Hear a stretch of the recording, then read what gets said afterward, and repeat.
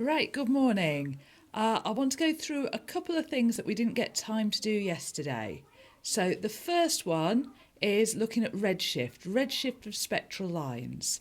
Now you're given the equation in your formula sheet that the change of wavelength divided by the wavelength is equal to the change in frequency divided by the frequency is equal to V divided by C. Now remember, C always stands for the speed of a wave, whereas V, that's going to stand for the speed at which the galaxy is moving away from us at. We know from Hubble's law that this speed V is equal to the Hubble constant multiplied by D. Okay, you're also given that equation in the formula booklet. Right, so this equation here, what does this mean? Well, we know that for certain elements you get different spectrums, emission spectra, and they're formed from the different photons moving up and down the different energy levels. So, for example, hydrogen, which is what most of stars are made out of, have got a spectral line. They've got several spectral lines, but the ones in the visible range, there's a line that appears red, and that is 656.2 nanometers in wavelength. Okay. There's a bluey-green line. Now, the bluey-green line, as expected, the wavelength will be less, 486.1 nanometers.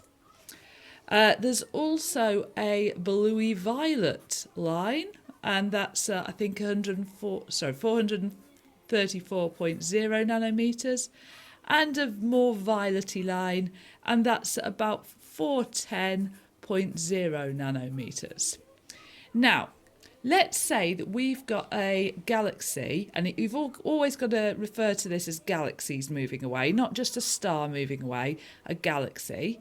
Now, if we've got a galaxy, say the galaxy is moving away with a speed of 640 kilometres per second. Often speeds are given in kilometres per second because we're looking at rather large speeds. So obviously we want that in SI units, so we can write it like that in metres per second. Now let's have a look and see what happens to a couple of these lines. Let's have a look first of all at our violet line.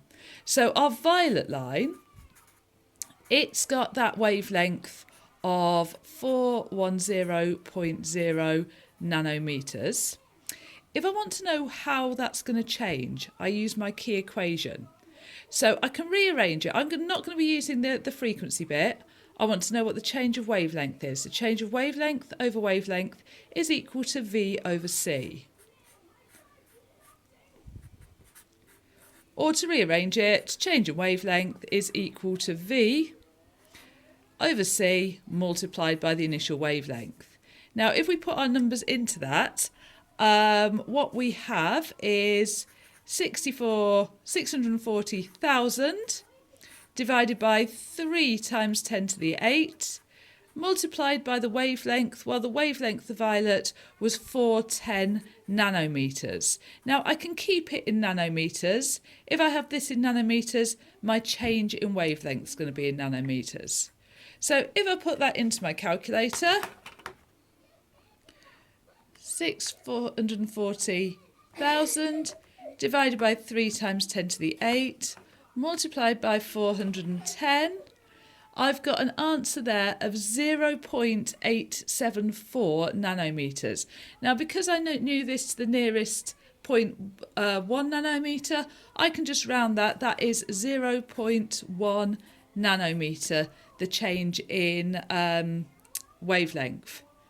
Now, just doing a quick calculation for the red end of the spectrum, this is going to be exactly the same calculation, but instead of putting 410, I'd put 656.2.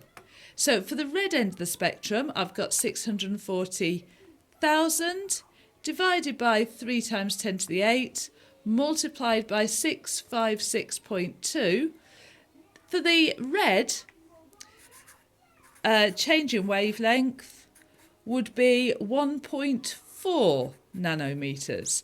So the red line is going to have more than a shift than the violet line. And these are all going to shift. And if we know how much they've shifted, then we could work out what the velocity of the galaxy would be. Then once we know what the velocity of the galaxy would be, we can work out the distance away from where it's being measured. Expect another video later on.